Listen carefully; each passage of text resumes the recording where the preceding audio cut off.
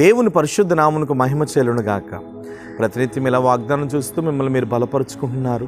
ఈవేళ ప్రభు మీకు ఇస్తున్న వాగ్దానం కీర్తనల గ్రంథం 5వ కీర్తన 12వ వాక్యాన్ని ప్రభు మనకు వాగ్దానం ఇస్తున్నారు. యెహోవా, నీతిమంతులను ఆశీర్వదించువాడవు నీవే, కేడముతో కప్పినట్లు నీవు వారిని దయతో కప్పెదవు. దేవునికి స్తోత్రం. ఈరోజు ఎంత గొప్ప వాగ్దానం. నిన్ను ఆశీర్వదించువాడను నేనే అంటున్నాడు ప్రభు. దేవునికి స్తోత్రం. నిజమే, నిన్ను ఆశీర్వదించేవాడు ఆయనే.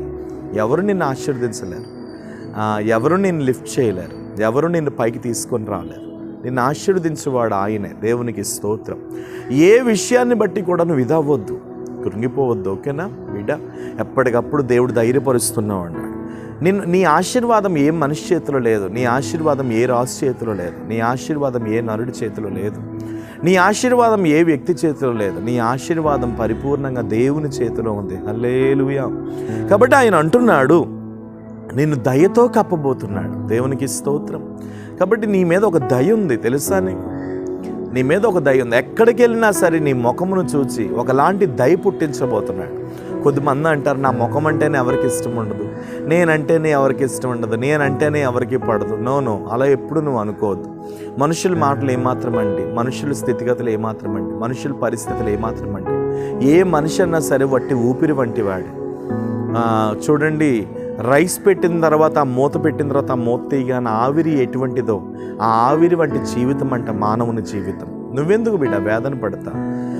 ఈ మనిషికి బట్టి నువ్వు నీ స్థితిగతులు, ఈ మనిషిని బట్టి నువ్వు పునాదులు, ఈ మనిషిని బట్టి నీ స్థితిగతులు నువ్వు ఎప్పుడు వేసుకోవద్దు. మనుషులను బట్టి నీ పునాదులు వేసుకున్నావా, అది నీకు ప్రమాదమే. మనుషులను బట్టి నువ్వు ఎన్నడూ వేసుకోవద్దు పునాదులు. కానీ నిన్ను ఆశీర్వదించేవాడు నజరేయుడని యేసు, నిన్ను ఆశీర్వదించి లిఫ్ట్ చేయువాడు నజరేయుడని యేసు.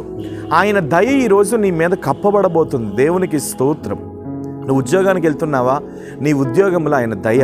నువ్వు వ్యాపారానికి వెళ్తున్నావా, నీ వ్యాపారం మీద ఆయన దయ. ఒకవేళ ఈ వాగ్దానం చూస్తున్న మీలో ఎవరైనా వ్యాపార రీత్యా బాగా నష్టపోయి ఉన్నారేమో, మీలో ఎవరైనా వ్యాపార రీత్యా చాలా ఇబ్బందులు పడుతున్నారేమో, వేదన పడొద్దు. మీ వ్యాపారాన్ని దేవుడు మరలా లిఫ్ట్ చేయబోతున్నాడు. మీ వ్యాపారాన్ని దేవుడు మరలా అభివృద్ధి పరచబోతున్నాడు. ఏ పరిస్థితులు గుండా నువ్వు ప్రయాణం చేస్తున్నావో ఆ ప్రతి పరిస్థితుల మీద కూడా ఒకలాంటి దయ, దేవుని దయ. మీకు తెలుసా, ఆయన కోపం నిమిషం మాత్రమే ఉంటుంది, కానీ ఆయన దయ మాత్రం ఆయుష్కాలం అంతయు ఉంటుంది. దేవునికి స్తోత్రం. ఆ దయ నీ మీద దేవుడు కుమ్మరించబోతున్నాడు. కాబట్టి నువ్వు వేదన పడొద్దు. నీ మీద ఎవరి ప్రేమ, ఎవరి ఆప్యాయత, ఎవరి అనురాగాలు లేకపోయినా నువ్వు ఎప్పుడు అనుకోవాలి, దేవుని దయ నా మీద ఉంది, నాకేమండి? దేవుని దయ నాతో ఉంది, నాకేమండి? దేవుని దయ నా పక్షముగా ఉంది, నాకేమండి? ఆయన దయ నా మీద ఉంటుండగా నాకేమండి దిగులు?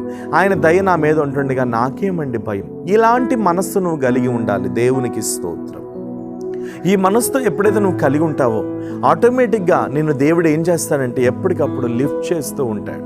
ఈ మనస్సు ఎప్పుడు నువ్వు కలిగి ఉండి, దేవుని దయ నాతో ఉంది, దేవుని దయ నాతో ఉంది, దేవుని కృప నాతో ఉంది, దేవుని ప్రేమ నాతో ఉంది, నేను ఏ నరుడి వైపు చూడను, నాకు ఏ నరునితో పని లేదు, నేను నరుల వైపు చూసి చాలా మోసపోయాను. అవును, ఈ వాగ్దానం చూస్తున్న మీలో చాలామంది నరుల వైపు చూసి చాలా మోసపోయారు. దేవునికి స్తోత్రం. నరుల వైపు చూసి చాలా మోసపోయాను. ఈ నరులను నమ్ముకొని చాలా నీ జీవితాన్ని పాడు చేసుకున్నావు. కాబట్టి నువ్వు అధైర్యపడొద్దు. దేవుని దయ నీ మీద కేడం వలె కప్పబడబోతుంది. నీతిమంతులను ఆశీర్వదించు దేవుడు నిన్ను కూడా ఇది మొదలుకొని ఆశీర్వదించబోతున్నాడు. ధైర్యం తెచ్చుకో.